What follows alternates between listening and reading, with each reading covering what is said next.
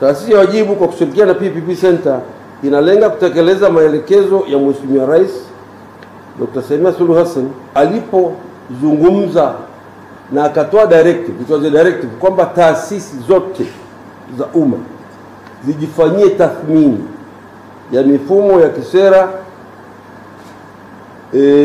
na kitaasisi kwa kuona zinaendaje na haya malengo ya Vision 2050.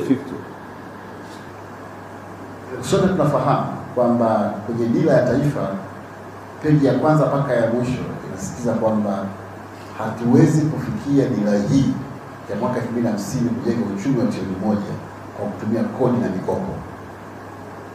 Tunao wajibu wa kuhakikisha kwamba alternative source of financing zinapanuka wigo wake ili kuweza kufikia hayo malengo makubwa.